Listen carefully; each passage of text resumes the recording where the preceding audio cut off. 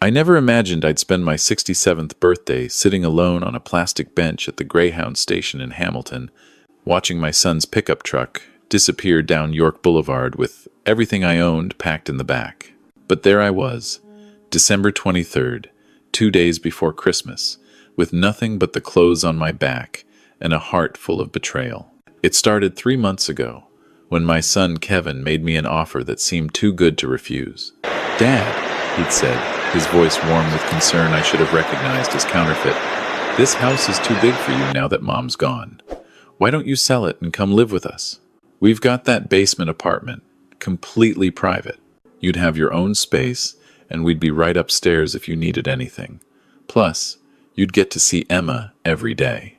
Emma, my granddaughter, 7 years old with her grandmother's smile and my stubborn streak. The thought of seeing her every morning was what sealed the deal. I'd been rattling around that empty house in Dundas for 2 years since Margaret passed, talking to her photo on the mantel, eating microwave dinners alone at a table built for four. The loneliness was eating me alive. So I sold the house, $430,000, paid off the small mortgage I had left, and walked away with $380,000 in my account. Kevin suggested I invest most of it, keep it safe for Emma's education. His wife Danielle knew a financial advisor, a friend of her brother's. I signed papers I didn't fully understand, trusting my son because that's what fathers do. I should have known something was wrong when Danielle started redecorating the basement apartment before I even moved in. The cozy space Kevin had shown me, the one with the little kitchenette and the window overlooking the garden, was suddenly being converted into a home gym. "We thought you'd be more comfortable upstairs," Danielle explained, her smile never quite reaching her eyes. "The guest room has its own bathroom, much more convenient for someone your age." Someone my age. I was 67, not 97. I'd spent 40 years as a carpenter, building houses with my own 2 hands. I could still swing a hammer straighter than most men half my age. But I swallowed my pride and moved into the guest room, a 10 by 12 box with a window facing the neighbor's brick wall. The first month wasn't terrible. I saw Emma every day after school, helped her with homework, taught her how to build a birdhouse in Kevin's garage. She called me Grandpa Hammer because of all my tools, and hearing her laugh made the cramped room feel less like a prison. But then the rules started. No using the kitchen after 8 p.m. because Danielle was a light sleeper. No having the television too loud because it disturbed her work calls. No coming upstairs without texting first because they valued their privacy. I was a guest in what was supposed to be my home, tiptoeing through a house that existed because of my money. I tried talking to Kevin about it. "Son," I said one evening, when Danielle was out with friends, "this isn't what we agreed on. I feel like I'm in the way here. Maybe I should look for my own place, something small but mine." Kevin's face hardened. "Dad, you gave most of your money to the investment fund, remember? You can't afford your own place right now. Besides, Danielle's trying her best. You just need to adjust." I didn't remember agreeing to give most of my money to anything. I remembered investing some of it, keeping the rest accessible. But when I asked to see the statements, Kevin waved me off. "You don't need to worry about that stuff, Dad. It's all being managed. Just enjoy your retirement." The week before Christmas, everything fell apart. I'd made cookies with Emma, a tradition Margaret and I had started when Kevin was a boy. Sugar cookies with red and green sprinkles, the whole kitchen smelling like butter and vanilla. Emma was covered in flour, giggling as I let her eat the raw dough scraps. Danielle came home early and lost her mind. "What is this mess?" she screamed, her face twisted with anger I'd never seen before. "Frank, I specifically told you not to use my kitchen. And Emma, you know you're not allowed sugar before dinner." Emma started crying. I tried to explain that it was Christmas tradition, that we were just having fun. But Danielle wasn't listening. That night, I heard them arguing upstairs. Kevin's voice was low, placating. Danielle's was sharp, cutting through the floorboards. "He needs to go. This isn't working. I didn't sign up to babysit your father." Kevin said something I couldn't hear. Then Danielle, clear as day. "Either he's out by New Year's, or I'm taking Emma to my mother's, and we're having a serious conversation about our marriage." The next morning, Kevin knocked on my door. "Dad, we need to talk." He didn't look me in the eye when he said it. There's a really nice seniors residence in Burlington. Danielle's brother works there. They have a room available, and it's very affordable. Affordable with what money? I asked, my voice steady despite the trembling in my hands. Kevin, where's my money? The $380,000 from the house? Kevin's jaw tightened. It's invested, Dad. Long-term investments. You can't access it right now without penalties. How much can I access? I demanded. He was quiet for a long moment. About $12,000. But that won't last long at the seniors' home without supplementing it with your pension. I felt the floor tilt beneath me. $12,000 from $380,000. My entire life's savings, the house Margaret and I had worked 40 years to pay off, reduced to pocket change. Where's the rest, Kevin? I asked, though I already knew the answer. The investments are complicated, Dad. The market's been volatile. Some of it was used for the house renovations, for Emma's private school tuition. It's all family money. It benefits all of us. All of us. But I was being asked to leave. I need time to figure this out, I said. Just give me until after Christmas. Kevin shook his head. Danielle's already booked you a bus ticket to Burlington for the 23rd. The residence is expecting you. I'm sorry, Dad, but this is what's best for everyone. What's best for everyone. What he meant was what's best for Danielle. The morning of December 23rd, Kevin loaded my 2 suitcases into his truck. I'd asked to say goodbye to Emma, but Danielle had taken her to a play date early that morning. No doubt deliberate. Kevin drove me to the Greyhound station instead of the Burlington seniors' home. I'll send your things once you're settled, he said, not meeting my eyes. The ticket's for Burlington. You can catch a cab from the station to the residence. He handed me an envelope. Inside was a bus ticket and $200 cash. That's all I can spare right now, he said. I'll send more when I can. I stood there, holding that envelope, watching my son prepare to abandon me at a bus station 2 days before Christmas. 40 years of sawdust and splinters, of overtime shifts and missed vacations, of sacrificing everything so he could go to university and become something better than a carpenter. And this was my reward. Kevin, I said, my voice barely above a whisper. How did we get here? For a moment, just a moment, I saw something flicker in his eyes. Guilt, maybe, or grief for the relationship we used to have. But then his phone buzzed, and he glanced at the screen. I've got to go, Dad. Danielle needs me to pick up some things for Christmas dinner. Take care of yourself. He was gone before I could respond. I watched his truck pull away, taking my belongings, my savings, my family with it. The December wind cut through my thin jacket, and I realized I didn't even have proper winter clothes. Those were in the suitcases Kevin had promised to send. I sat on that plastic bench for hours. I counted my money, $216, including what was in my wallet, over and over, as if the amount might magically increase. I watched families reunite for the holidays, children running into grandparents' arms, couples embracing after long trips. The joy around me felt like a cruel joke. The Burlington bus came and went. I couldn't make myself get on it. The thought of checking into a senior's residence alone on Christmas Eve, as a charity case, as someone my own son couldn't be bothered to keep around. The shame was paralyzing. The station announcer called the last bus of the evening. Hamilton to Toronto, departing in 15 minutes. Then they'd be closing for the holiday. I didn't know where I'd go. I didn't have a plan. I just knew I couldn't sit in this station any longer, surrounded by Christmas cheer that felt like mockery. Excuse me. The voice was gravelly, weathered by time. I looked up to see an elderly man, probably in his early 80s, standing before me. He was well dressed in a wool overcoat and leather gloves that spoke of money. But his face was kind, creased with the lines of someone who'd smiled often in his life. I couldn't help but notice you've been sitting here most of the day, he said. Are you all right? I'm fine, I said automatically. Then, because I was too tired to pretend, I added, Actually, no, I'm not fine at all, but there's nothing to be done about it. The old man gestured to the space beside me. Mind if I sit? My driver's running late, and these old bones appreciate any excuse to rest. I nodded, and he lowered himself onto the bench with the careful movements of someone managing chronic pain. We sat in silence for a moment, watching a young mother struggle with luggage and a toddler. "Waiting for someone?" he asked finally. "No," I admitted. "I was waiting for a bus I couldn't make myself get on." He nodded as if this made perfect sense. "Where were you headed?" "A senior's residence in Burlington. My son arranged it."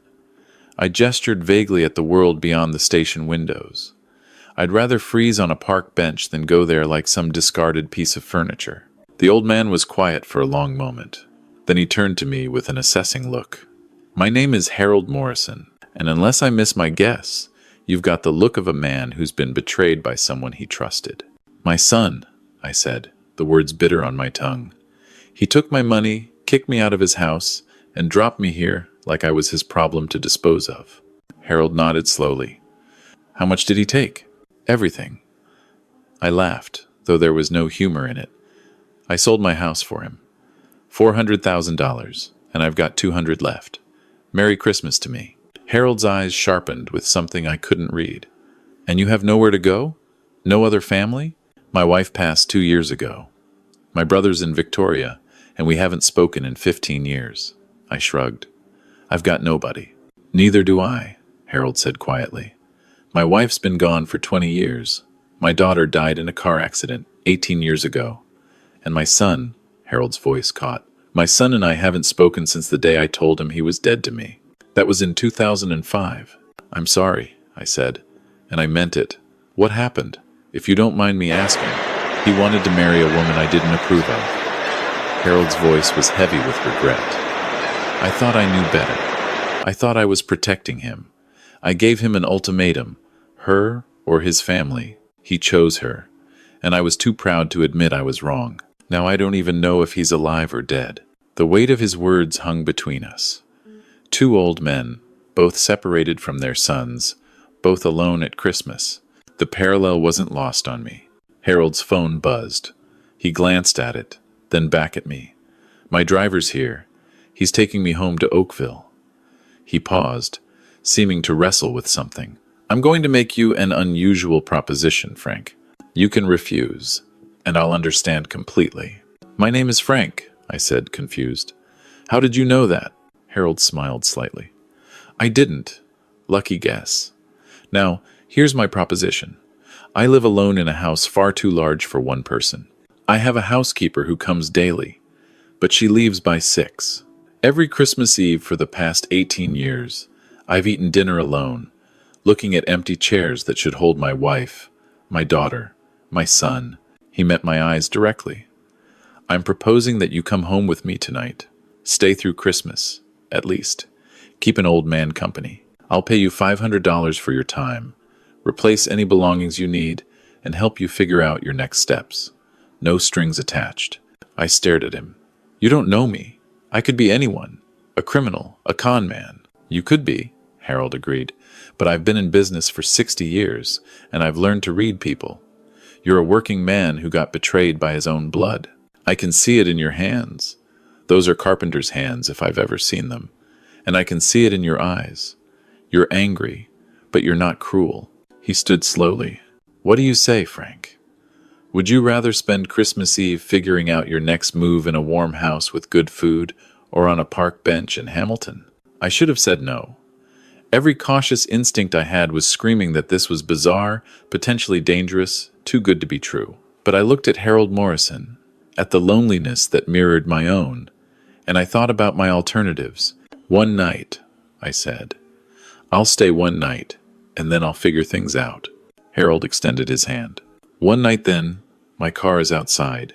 Harold's driver, a professional-looking man named Vincent, didn't bat an eye when a stranger climbed into the back of the black BMW beside his employer.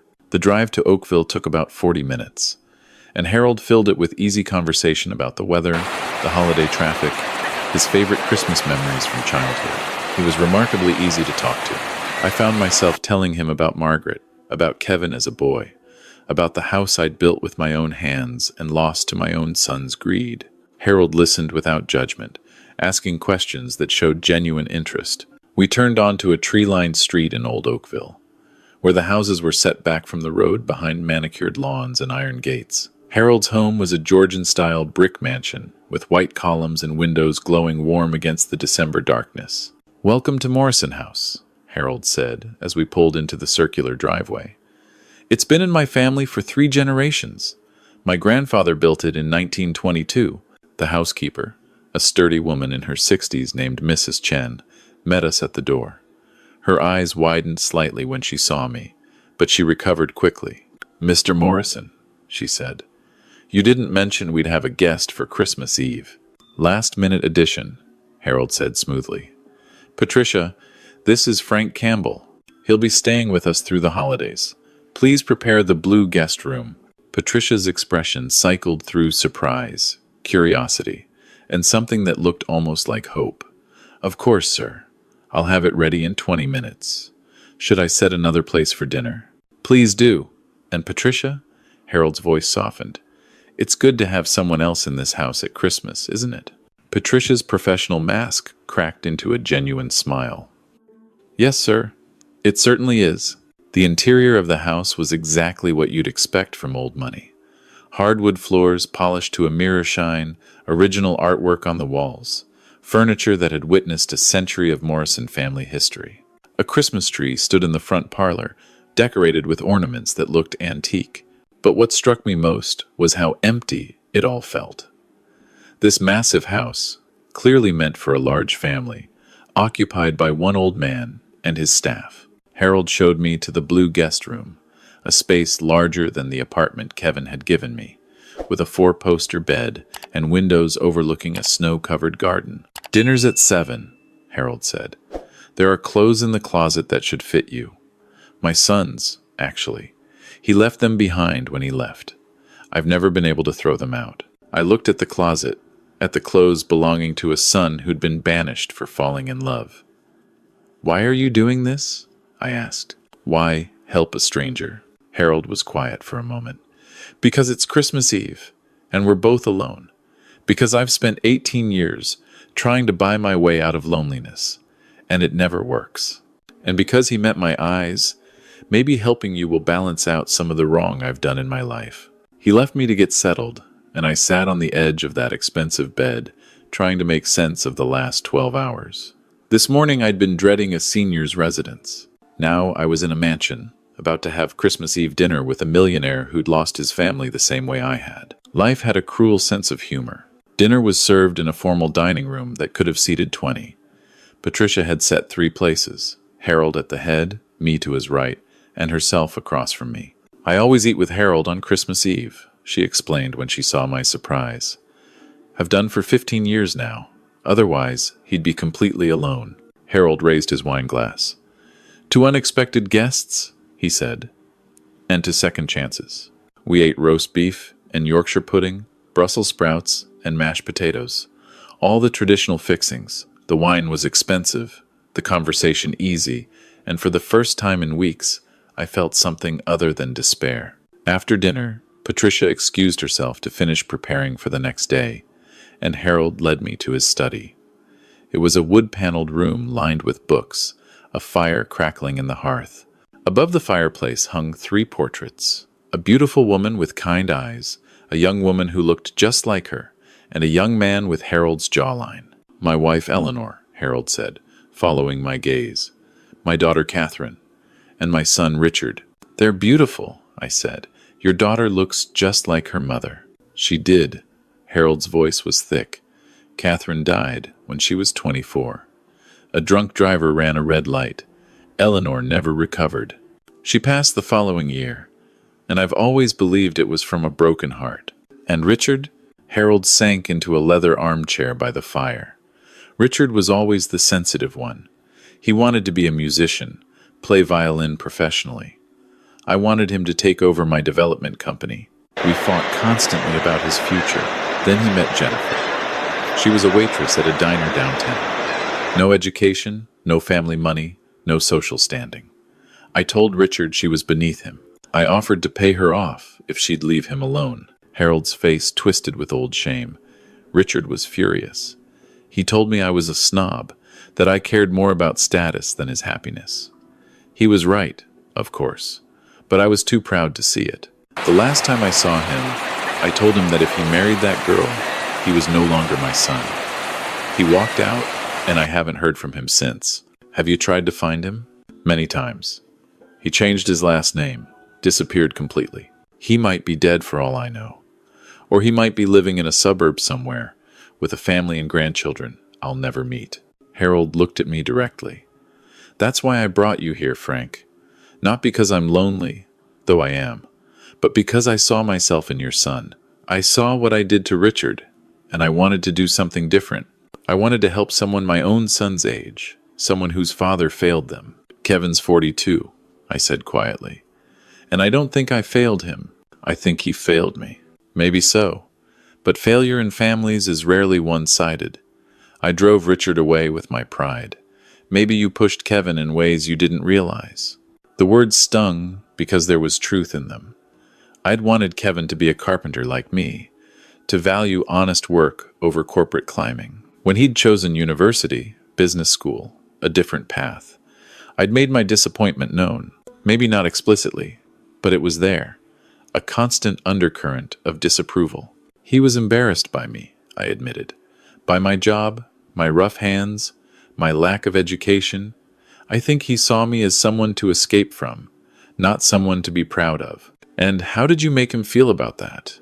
I was quiet for a long moment. The fire crackled, shadows dancing across the portraits of Harold's lost family. I probably made him feel guilty, I finally said. Every time he mentioned his job, his house, his successful friends, I'd make some comment about how real men work with their hands. I thought I was teasing, but looking back, it was cruel. Harold nodded slowly. We hurt the people we love most because we expect them to understand what we can't say. Richard knew I loved him, so I thought I could criticize without consequence. I was wrong. We talked deep into the night about fathers and sons, about pride and regret, about the walls we build between ourselves and the people we love. Harold told me about his development company, how he'd built it from nothing after inheriting only debts from his own father. I told him about the houses I'd built, the satisfaction of seeing something you made with your own hands stand for decades. When I finally went to bed, it was well past midnight. Christmas Day had arrived, and for the first time in years, I wasn't dreading it. Christmas morning, I woke to the smell of coffee and bacon. I found Harold already in the breakfast room, looking through a stack of papers. "Merry Christmas, Frank," he said. "I hope you slept well." "Better than I have in months," I admitted. "This is a very comfortable house." "It's too comfortable," Harold replied. "That's the problem. It's easy to hide here, to pretend the outside world doesn't exist." He pushed a folder across the table. "I've been thinking about your situation. Your son essentially stole your money through a fraudulent investment scheme. That's illegal." "Probably," I agreed. "But Kevin's my son. I can't exactly report him to the police." "Why not?" The question hung in the air. Why not? Because family didn't do that to family. Because despite everything, I still loved him. Because if I sent my own son to jail, what would that make me? "I don't want revenge," I said finally. "I just want my life back. My dignity." Harold nodded. "Then let me help you with that. I have lawyers, good ones. They can look into your financial situation, see what can be recovered legally. You may have more options than you think. I can't pay for lawyers." "Consider it a Christmas gift," Harold said. "Or consider it an investment. I've been alone in this house for far too long.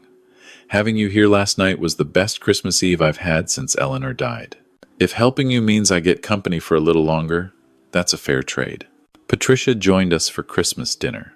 She'd prepared a turkey with all the trimmings, and we ate in the formal dining room with candles lit and carols playing softly in the background. It was surreal, this parody of family, but it was also oddly comforting. After dinner, Harold excused himself for his afternoon nap, and Patricia and I cleaned up together. "You know," she said as we loaded the dishwasher, "Mr. Morrison hasn't been this animated in years. Usually on holidays, he barely eats. Just sits in his study staring at those portraits." "He's been very kind to me," I said. "I still don't quite understand why." Patricia dried her hands and looked at me seriously. "Mr. Morrison has spent the last 18 years trying to atone for driving away his son. He donates to charities, funds, scholarships, supports community programs, but nothing fills the void. She paused. When he saw you at that bus station, alone and betrayed by your own child, I think he saw a chance to help someone in a way he never helped Richard. He told me about Richard, I said. About the ultimatum. Patricia nodded. It destroyed him. Not right away. Pride kept him going for years.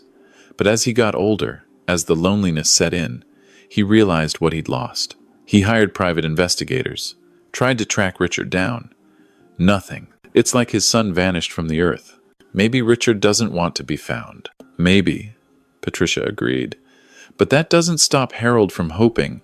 That evening, Harold and I sat in his study again, watching the fire. He seemed contemplative, quieter than he'd been the day before. Frank, he said finally, I need to tell you something. I'm not entirely well. I waited, sensing what was coming. Prostate cancer, he continued. Diagnosed 8 months ago. The doctors say I have maybe a year, possibly 2 if treatment goes well. I'm sorry, I said. That's a hard thing to face. It is, Harold agreed.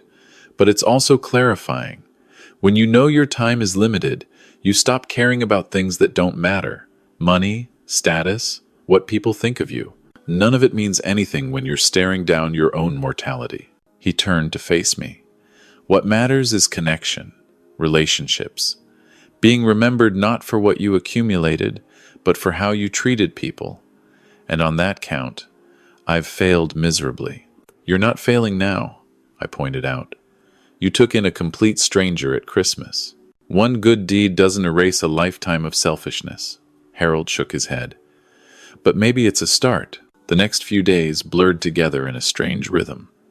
I stayed at Harold's house, partly because I had nowhere else to go, partly because I genuinely enjoyed his company.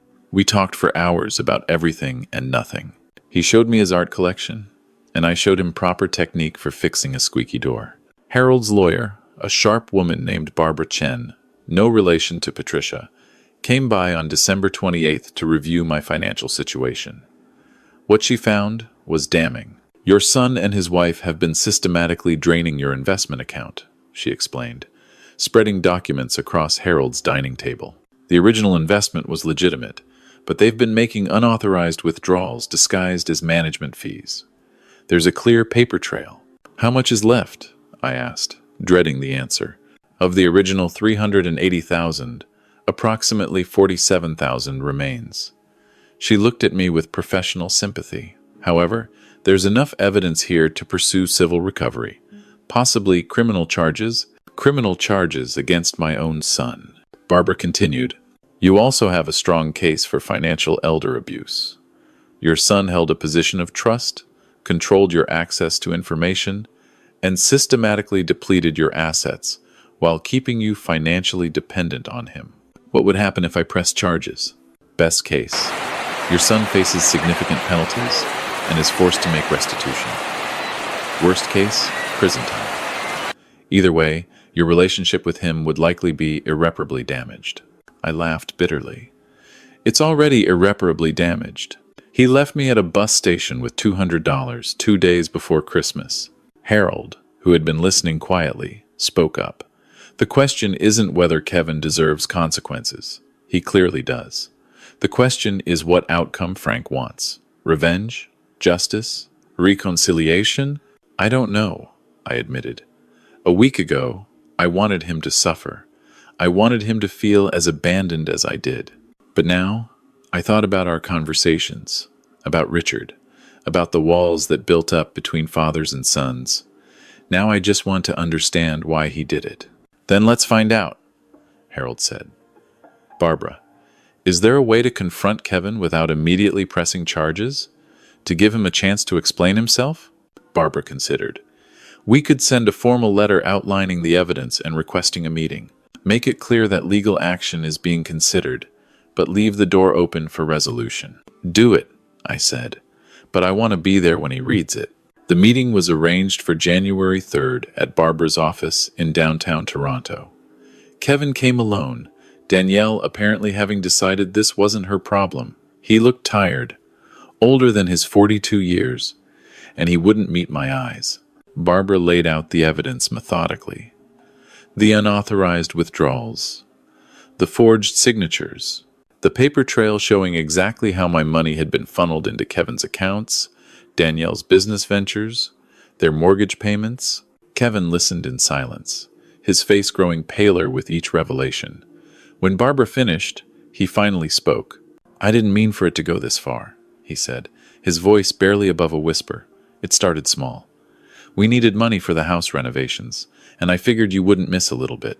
Then Danielle's business needed capital, and the private school fees were higher than expected, and it just kept growing. So you stole from your own father?" I said, my voice steady despite the anger simmering beneath the surface. "You took my life savings and gave me a bus ticket." Kevin's eyes finally met mine. I know what I did, and I'm sorry, Dad.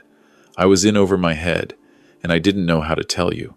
When Danielle said you had to leave, I panicked.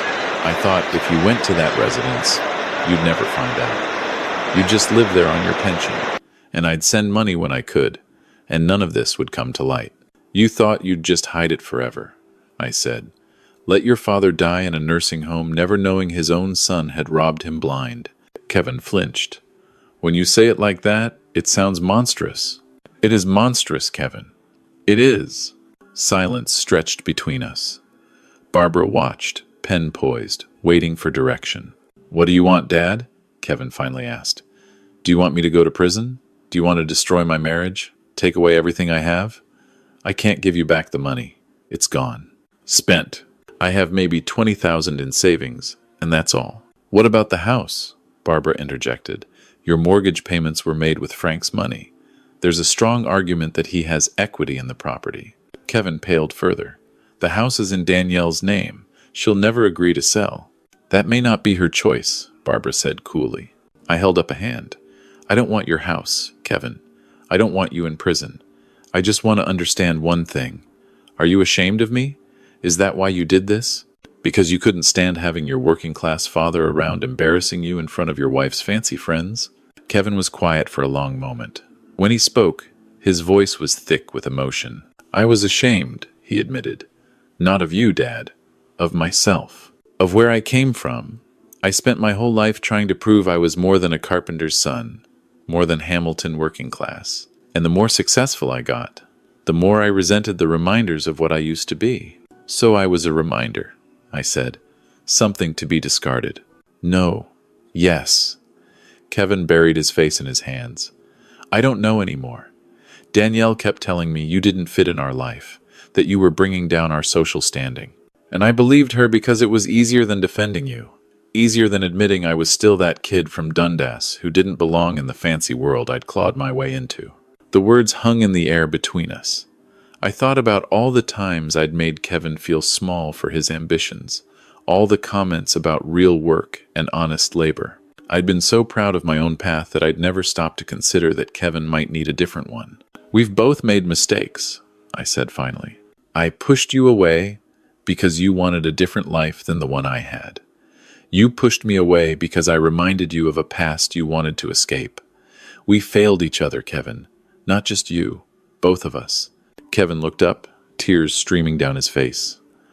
I don't know how to fix this, Dad. Neither do I admitted. But maybe we start by being honest. No more hiding, no more pretending, no more stealing. Just two people trying to figure out how to be father and son again. Barbara cleared her throat. If you want to pursue a non-legal resolution, I can draw up a repayment agreement. Kevin commits to reimbursing a set amount over time, and Frank agrees not to press charges as long as payments are made. I looked at Kevin. Can you commit to that? He nodded slowly. I'll find a way. Even if it means selling the house and downsizing. Even if Danielle leaves me over it. And can you commit to something else? To letting Emma have a relationship with me? A real one, not supervised visits controlled by Danielle. Kevin's expression softened. Emma misses you, Dad. She cries for Grandpa Hammer every night.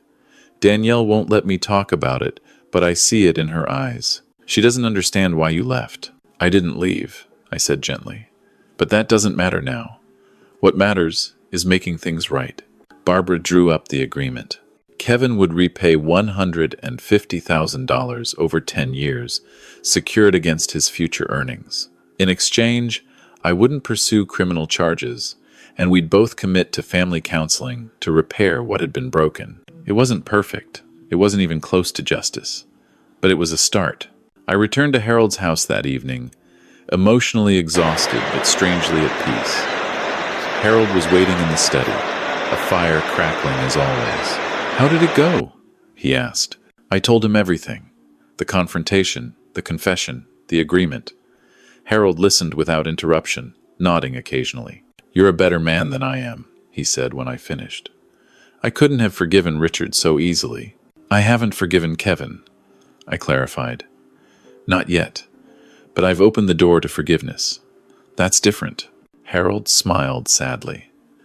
"I wish I'd had your wisdom 18 years ago. Maybe things would have been different with Richard." "It's not too late," I said. "You're still alive." "He's probably still alive. There has to be a way to find him." Harold shook his head. "I've tried everything. He doesn't want to be found." "Then stop trying to find him," I said. "Start trying to reach him. Write a letter. Not through lawyers or private investigators. Just a letter from a father to his son, saying everything you should have said years ago. Post it everywhere you can think of. Facebook, newspapers, wherever. If Richard is out there, and he sees that his father is dying and wants to make amends, maybe he'll respond." Harold stared at me. "That's either brilliant or insane." "Probably both," I agreed. "But what do you have to lose?" 3 weeks later, Harold's letter was published in the Toronto Star, the Vancouver Sun, and half a dozen other newspapers across Canada. It was also posted on social media, shared by thousands of people moved by an old man's public plea for his son's forgiveness. The response was overwhelming. People wrote in with their own stories of family estrangement, of regret, of reconciliation. A foundation offered to help fund the search. Radio stations wanted interviews. Harold became, briefly, a symbol of fatherly love, too late expressed.